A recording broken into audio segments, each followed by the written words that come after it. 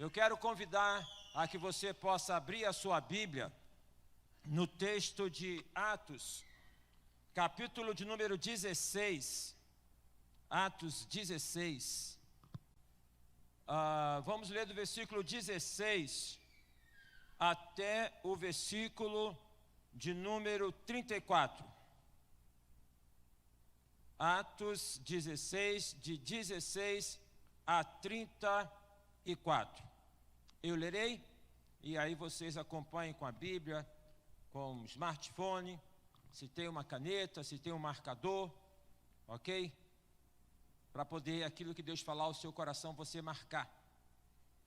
Diz assim a palavra de Deus, Atos 16, 16 a 34. Aconteceu que, indo nós para o lugar de oração, nos saiu ao encontro uma jovem possessa de espírito adivinhador, a qual, adivinhando, dava grande lucro aos seus senhores. Seguindo a Paulo e a nós, clamava dizendo: estes homens são servos de Deus Altíssimo, e vos anunciam o caminho da salvação. Isto se repetia por muitos dias. Então Paulo, já indignado, voltando-se, disse ao espírito: em nome de Jesus Cristo eu te mando, retira-te dela. E ele, na mesma hora, saiu. Vendo os seus senhores que se lhe desfizera a esperança do lucro, agarrando em Paulo e Silas, o arrastaram para a praça, à presença de autoridades. E levando-os aos pretores, disseram: estes homens, sendo judeus, perturbam a nossa cidade, propagando costumes que não podemos receber nem praticar, porque nós somos romanos. Levantou-se a multidão unida contra eles, e os pretores, rasgando-lhes as vestes, mandaram açoitá-los com varas. E depois de lhes darem muitos açoites, os lançaram no cárcere, ordenando ao carcereiro que os guardasse com toda a segurança. Este, recebendo tal ordem, levou-os para o cárcere interior e lhes prendeu os pés no tronco. Por volta da meia-noite, Paulo e Silas oravam e cantavam louvores a Deus, e os demais companheiros de prisão escutavam. E de repente sobreveio tamanho terremoto, que sacudiu os alicerces da prisão. Abriram-se todas as portas, e soltaram-se todas as cadeias, e as cadeias de todos. O carcereiro despertou do sono, e vendo abertas as portas do cárcere, puxando da espada, ia suicidar-se, supondo que os presos tivessem fugido. Mas Paulo bradou em alta voz: não te faças nenhum mal, que todos estamos aqui. Então o carcereiro, tendo pedido uma luz, entrou precipitadamente e, trêmulo, prostrou-se diante de Paulo e Silas.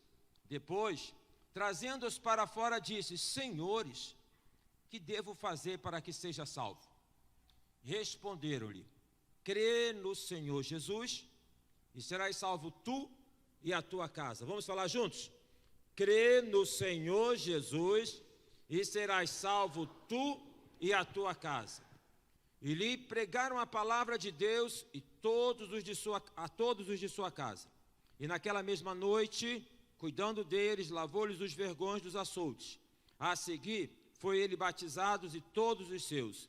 Então, levando-os para a sua própria casa, lhes pôs a mesa, e com todos os seus manifestava grande alegria por terem crido em Deus. Que Deus abençoe a leitura da sua palavra. Família, meu maior tesouro. E aqui está esse objeto, que é da casa lá do Carlinhos, de Eliane, esse baú, bonito esse baú, né? Lembra aí o tempo dos piratas, guardava aí os tesouros. Quem sabe tem alguma coisa lá na tua casa que é um tesouro, já procurou? Alguém aqui já perdeu dinheiro dentro de casa? A gente ouviu o Carlinhos falar isso ontem. Algum irmão aqui, duro que nem coco. E aí, para poder sair, pega uma calça, e quando mete a mão no bolso da calça, encontra 50 reais, 100 reais.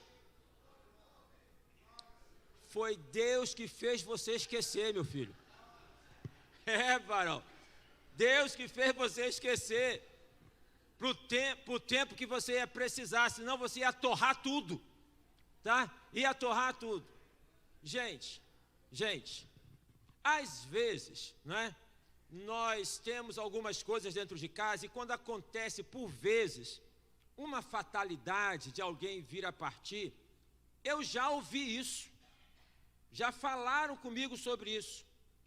A irmã que perdeu o esposo, e ali lamentando e tendo que depois dar sequência à vida, ela vem e fala assim: pastor, a gente passando um aperto, e tinha lá guardado dentro de casa o dinheiro, e mexendo lá eu encontrei, virando lá eu encontrei. Então, por vezes nós guardamos tão bem guardado, que até mesmo nós nos esquecemos, mas o fato é que o maior tesouro que nós temos somos nós e a nossa casa. E nós podemos falar que esse baú aqui, simbolicamente, podemos dizer como sendo o recipiente de Deus. Podemos falar como sendo a mão de Deus, guardando e abençoando a cada um de nós, amém?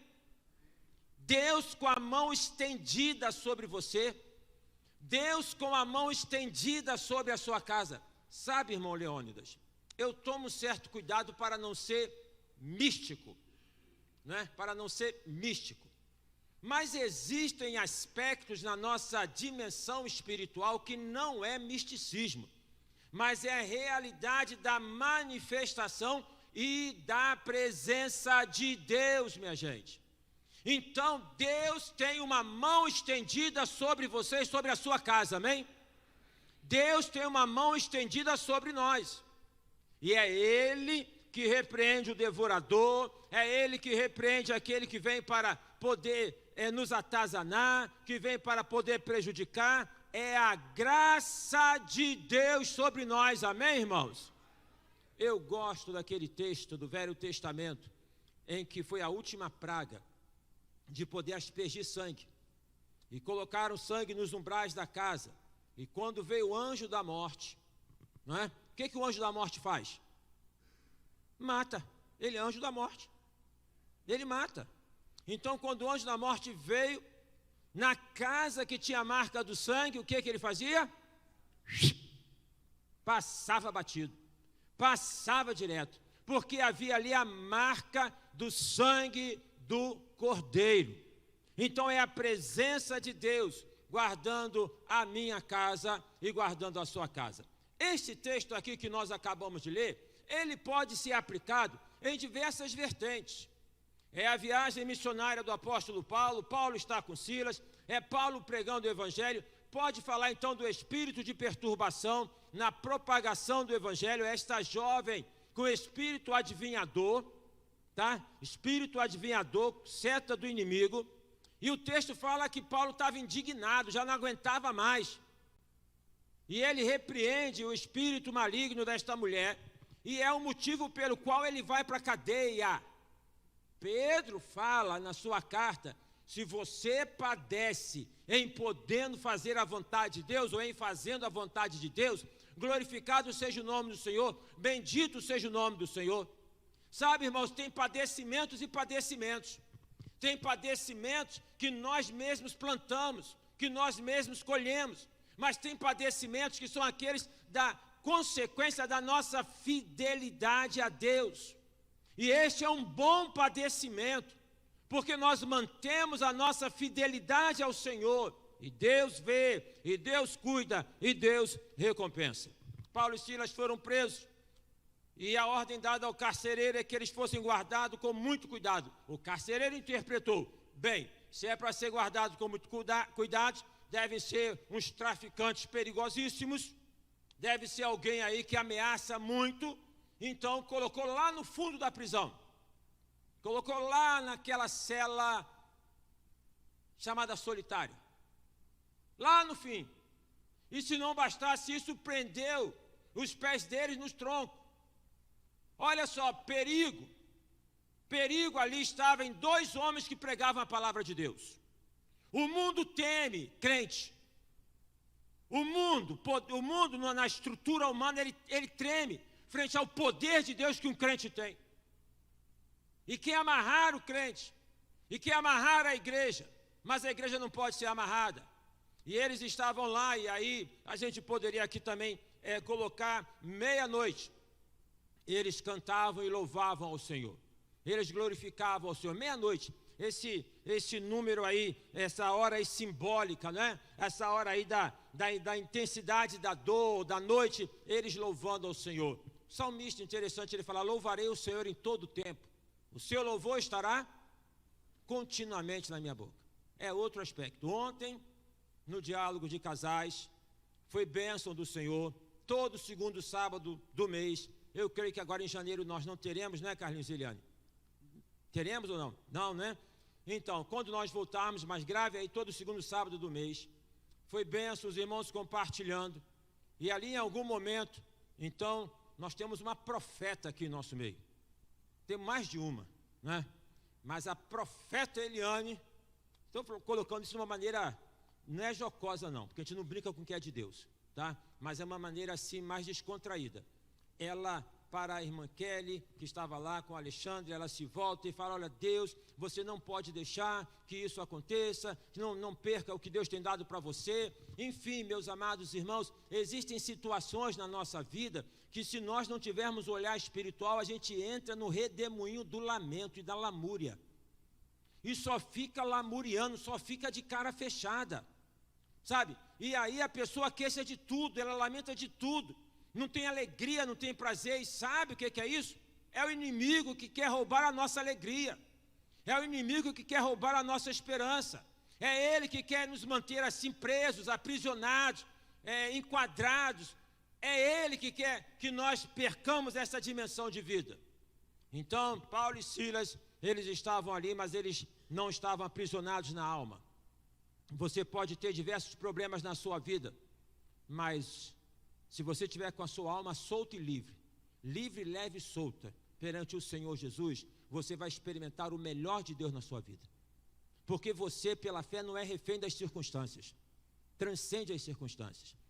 Bom, aí então diz o texto que eles louvando ao Senhor, há um terremoto, as portas das prisões se abrem, ok? As correntes se quebram, e interessante que terremoto é este, que acontece, que abre porta de cadeia, que quebra a corrente, mas que não machuca ninguém, mas que não cai um tijolo na cabeça deles. E ali então, diz o texto que frente àquele fato, o carcereiro fica desesperado. E qual é o pensamento deles? Todos fugiram, inclusive aqueles dois que me foi dito para poder guardar, muito bem guardado, está tudo perdido. E ele vai para poder atentar contra a própria vida. Por quê? Porque a lei era assim, né? Ó, os presos estão aqui. Então, se eles fugirem, é você que paga.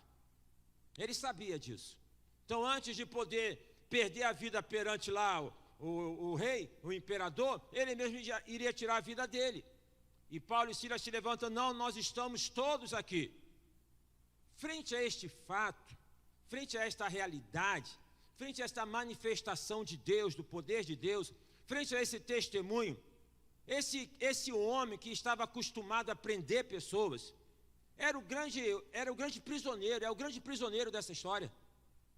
É o grande prisioneiro, porque agora ele fala para Paulo e Silas o seguinte: mas o que eu preciso fazer para ser salvo?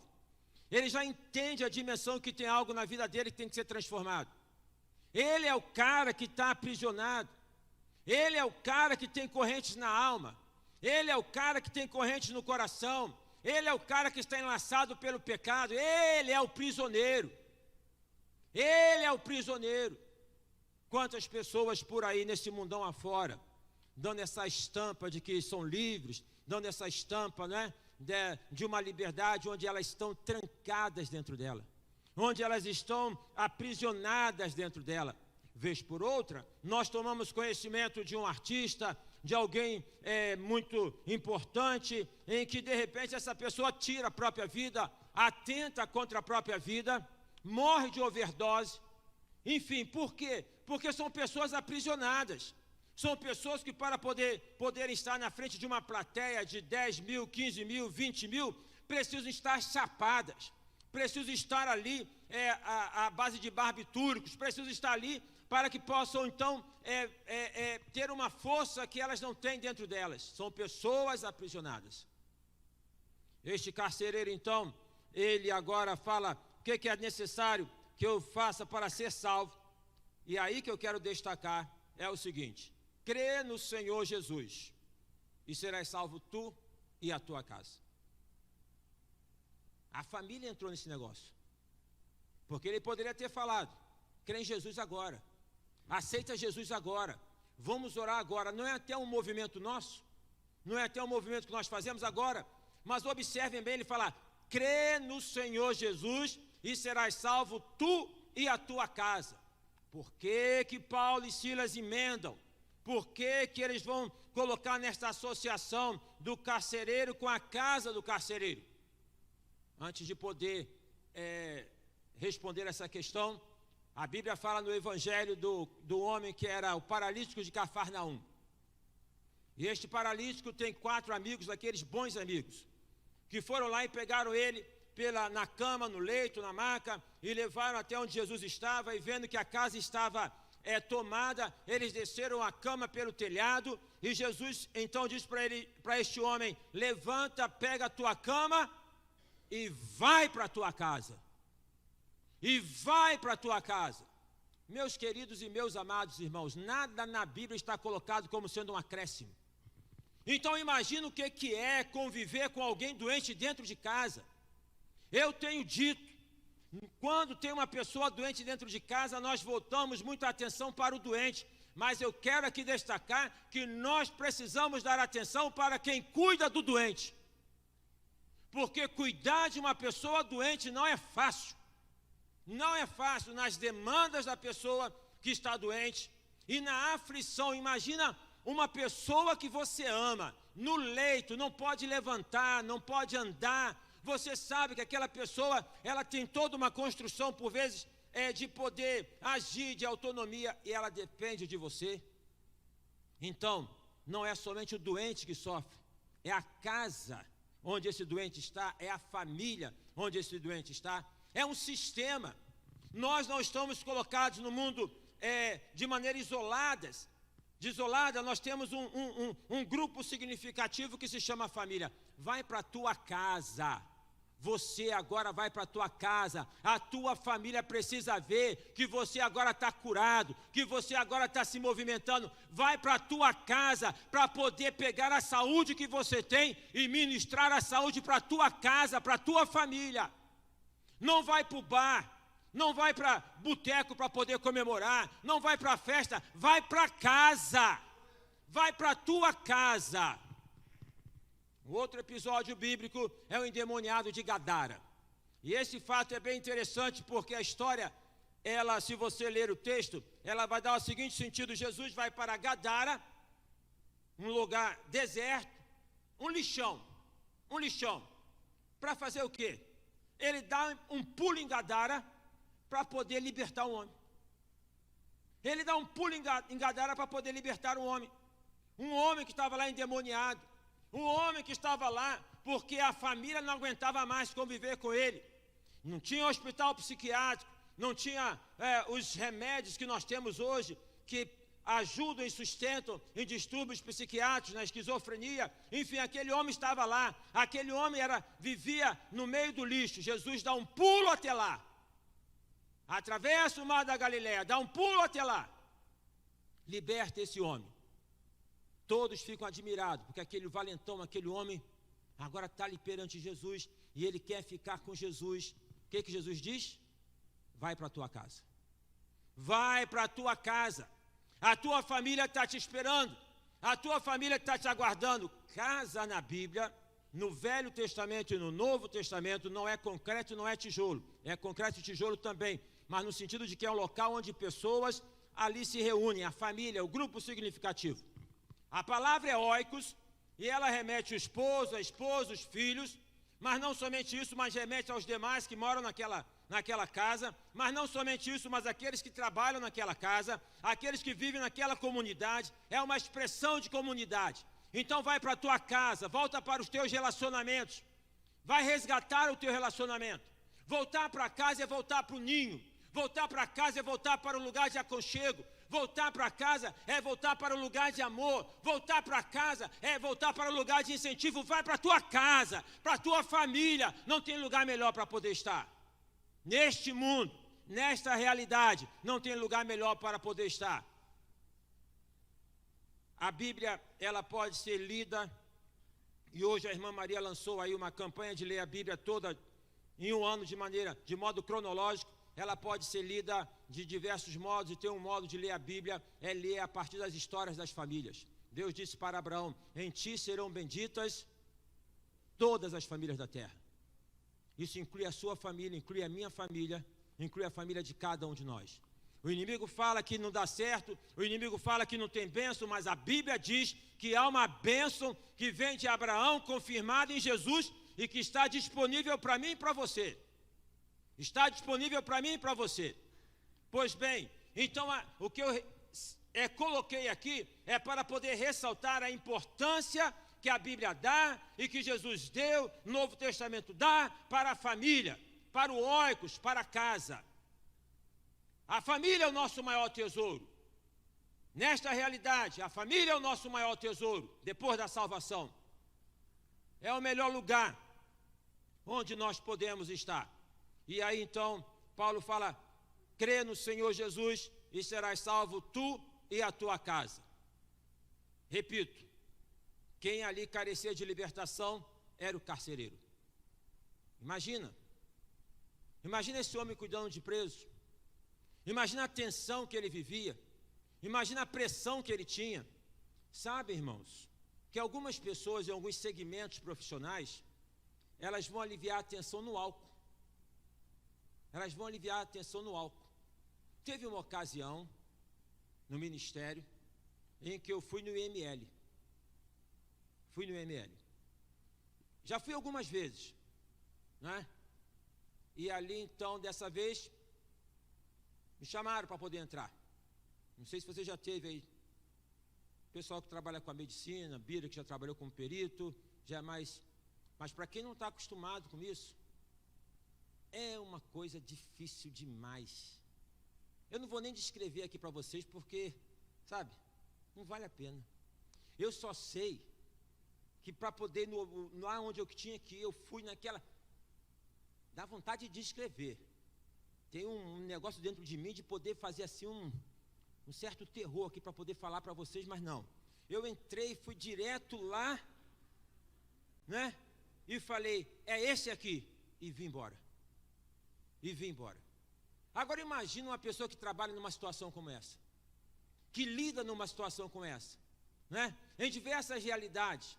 Então há uma ligação em alguns segmentos, não somente neste, mas em outros segmentos, que as pessoas vão pegar esta pressão e elas vão aliviar no álcool. São pessoas que vão aliviar nas drogas, são pessoas que vivem aprisionadas, mas isso em diversos setores da sociedade. Este homem aqui, que guardava os prisioneiros, era ele que era o verdadeiro prisioneiro. Ele que carecia de libertação. Tanto é que ele fala: o que eu tenho que fazer para ser salvo? O que é salvação? É libertação. Salvação é libertação. É libertar do domínio do jugo do pecado. Não é dizer que a gente não vai pecar mais, mas é libertar do jugo do domínio do pecado. O que é salvação? É libertar do jugo do domínio de Satanás. Satanás explora. Satanás, ele vem, né, para poder escravizar. É poder libertar e falar: a partir de hoje, a partir de agora, ó, já era, não toca mais. É meu, não pega mais. E isso é salvação, é libertação. E Jesus falou: se o Filho vos libertar, verdadeiramente sereis livres. Então, crê no Senhor Jesus, serás salvo tu e a tua casa. Ele carecia de libertação. A libertação na sua vida, ou a libertação na sua casa, começa por você. A libertação na sua casa, guarde isso, começa por você. Então eu entendo que quando Paulo disse para ele: crê no Senhor Jesus e vá para a tua casa, é porque ele carecia de poder levar esta libertação. Ele tinha que ser um fator, alguém usado para levar a libertação para a casa dele. A libertação na sua casa começa por você. Nós em casa temos um costume, eu acho que família é tudo igual, muda só endereço, que é de poder responsabilizar o outro. Quem foi que fez isso? Quem foi que deixou a geladeira aberta? Quem foi que deixou o gás ligado? Quem foi que fez isso? E entra às vezes naquela peleja. Gente, não era mais fácil, e não é mais fácil, não é? Poder falar, fui eu esqueci. E entra às vezes naquela peleja, naquela confusão toda. Então, aquele burburinho, são situações de opressão dentro de casa por vezes. Eu como esposo posso oprimir a minha casa, você como esposo, você como esposa, você como filho. O fato é que a libertação da sua casa, da sua família, começa por você. Começa por você. Quando então fala para o paralítico, vá para a tua casa, para a tua família. Quando fala para o gadareno, vai para a tua casa e para a tua família. Quando Jesus falou para Zaqueu, hoje me convém pousar na tua casa. Deus quer usar a mim e a você para podermos levar a libertação para a nossa casa. Para de responsabilizar o outro. Deixa eu dar aqui uma fustigada, uma puxada de orelha. Para de responsabilizar o outro, a esposa, o esposo. Para de pensar, não vai dar certo porque ele é assim, porque ele é assado. Responsabilize-se. Seja ali você uma pessoa em que Deus possa usar para levar a libertação. Muda você. Antes de querer ter a mudança lá, muda você. Muda no teu comportamento, muda na tua atitude, muda na tua fala, muda na tua ação. Segunda coisa, a bênção que Deus te dá é para você e é para a sua casa. A bênção que Deus te dá é para você e é para a sua casa. Não é para você ficar sozinho, é para você levar para dentro da sua casa. Nós temos o Salmo 127, o Salmo 128, que são expressões de salmos que falam da bênção da família, né? Ali onde Deus abençoa a casa, onde Deus abençoa a família, onde Deus abençoa os filhos. Não tem família perfeita, não tem aquela perspectiva de tudo certinho, né? De tudo colocado de uma maneira corretinha. Nós temos lá nossas bagunças, nós temos lá nossas encrencas, nós temos lá nossas DRs, mas ali, meus irmãos, é um local que Deus nos colocou para que possamos abençoar. Você, como esposo, tem que abençoar a sua casa. Você, como esposa, tem que abençoar a sua casa. Você, como filho, tem que abençoar a sua casa. Você é um instrumento de Deus para levar a bênção de Deus para a sua casa. No Velho Testamento, Acã, ele vai pegar lá, que não era para ter pego, os ídolos, e vai levar e guardar dentro de casa, e a maldição vai para a casa dele, e a maldição vai para todo Israel. Cuidado com o que você leva para dentro de casa. Cuidado com o que você agasalha dentro de casa. Cuidado com o canal que você abre dentro de casa. Cuidado com as conversas que você leva para dentro de casa. Então, crê no Senhor Jesus, será salvo tu e a tua casa. A libertação da casa, da família, da sua família começa com você. Que nesta noite você tenha uma atitude, que nesta noite você tenha uma postura, Senhor, eu estou aqui, usa a minha vida, eu quero parar de ficar responsabilizando a esposa, o esposo, os filhos, Senhor, eu estou aqui, eu quero ser um instrumento teu, nas tuas mãos, de libertação para a minha casa. Libertação da opressão, libertação do jugo do inimigo, libertação de tantas coisas ruins. A bênção que Deus te dá é para você, para a sua família, para a sua casa. Então você está no trabalho, foi promovido, que Deus deu para você, daquele dinheiro que vem a mais, é para abençoar a sua casa. Você conseguiu estudar e se formou, é para poder abençoar a sua casa. Foi ontem, né? Foi ontem, que a irmã Neia, fica em pé, irmã Neia. Irmã Neia se formou em pedagogia. Uma salva de palmas para ela. E aí a Neia falou que entregou o TCC, não é? E estava ali assim aliviada. Eu me lembro que algumas vezes eu encontrei com a irmã Neia no Meia, e ela apressada. Calma, irmã Neia. Não, pastor, estou indo para o estágio. Ela terminou o curso dela. Está feliz, Marcelo? a bênção é para casa. A bênção é para a família. É desta maneira. No mundo tão exclusivista que nós vivemos, o que Deus dá para poder repartir a partir da nossa casa, da nossa família. A bênção que Deus te dá é para você e é para a sua família. Crê no Senhor Jesus e serás salvo tu e a tua casa. Não tem bênção maior do que a salvação. Crê no Senhor Jesus e serás salvo tu e a tua casa. Porque a obra que Deus faz na vida de uma pessoa é sempre uma obra completa. É sempre uma obra completa. Salvação não é meia salvação, não é 3/4 de salvação. Salvação está dada e recebida, ou então a pessoa não recebeu porque não confiou. E a bênção da salvação, deixe-me colocar aqui para você, é como uma caixa d'água que transborda. Mas só que a caixa d'água que transborda estraga a casa. Mas a caixa que somos nós, que transborda da água do rio, da água viva, abençoa a casa. É uma fonte dentro de casa. A obra de Deus é completa. Quando era pastor lá na Filha de Sião, tinha uma irmã em que ela aceitou o Senhor Jesus. E ela então falou para mim assim, depois de algum tempo: pastor, ora pela minha família. E ela sempre pedia para orar pela família.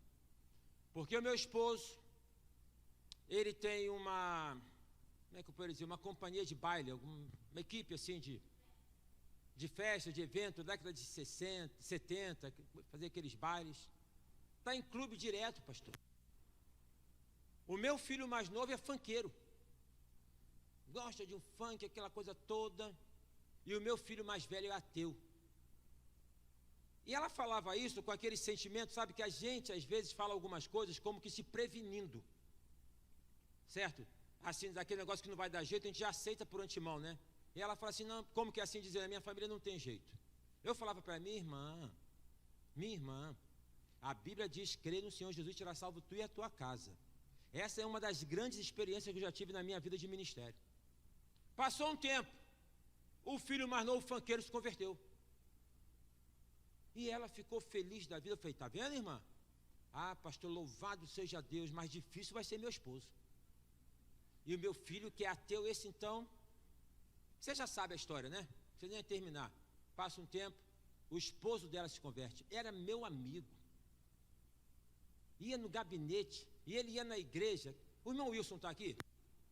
Da Juscelene não, né? Ah, o bazar hoje rendeu R$2.860. Amém, irmãos? Bênção de Deus.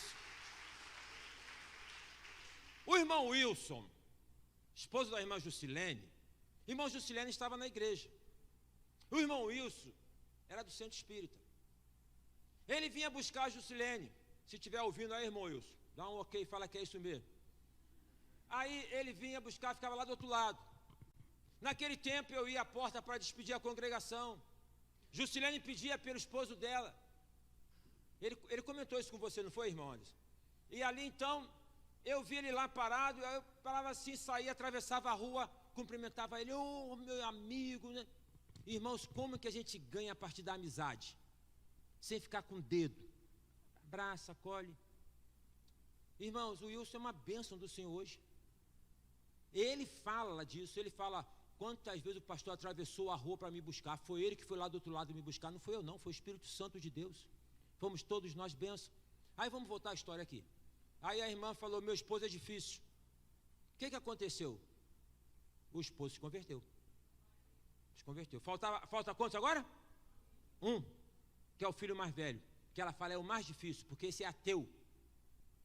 Acabando o curso na UERJ, toda a influência acadêmica, não vai dar certo. O que aconteceu? O filho se converteu. O que aconteceu? Crê no Senhor Jesus, serás salvo tu e a tua casa. Quem já passou por essa experiência aqui na família? Quem já passou de ter na família? Aí, ó. Crê no Senhor Jesus, serás salvo tu e a tua casa. E esse filho mais velho, que era ateu, me procurou e falou assim, pastor, Deus está me chamando para o ministério. E foi para o seminário para estudar para ser pastor. Então o que eu quero colocar é que a obra de Deus é sempre completa. É sempre completa, que nesta noite você abra o coração para o Senhor Jesus, que nesta noite o Espírito de Deus te liberte, né, de pecado, te liberte do medo, da insegurança, do rancor, do ressentimento, que nesta noite a bênção de Deus transborde na sua vida e você vai sair daqui e vai abençoar a sua família. Vai levar esta bênção de Deus para a sua casa. Crê no Senhor Jesus, serás salvo tu e a tua casa. E naquela mesma hora da noite, cuidando deles, lavou-lhes os vergões dos açoites, e a seguir foi ele batizado e todos os seus. Então, levando-os para a sua própria casa, lhes pôs a mesa, e com todos os seus manifestava com grande alegria por terem crido em Deus. Como que era a casa desse homem antes? Como era a casa desse carcereiro antes? Como que esse carcereiro chegava em casa depois do trabalho? Imagina a surpresa da esposa dele, quando ele chega em casa e fala assim: mulher, põe mais água no feijão, porque eu trouxe 2 prisioneiros para jantar com a gente. E o susto que ela levou. E ela fala: mas fique tranquila, porque estes não são prisioneiros, eu estava preso e agora eu sou livre. Imagina essa refeição à mesa. Imagina esse ambiente. Deus entrou na vida deste homem e a partir da vida dele abençoou a vida de toda a casa dele.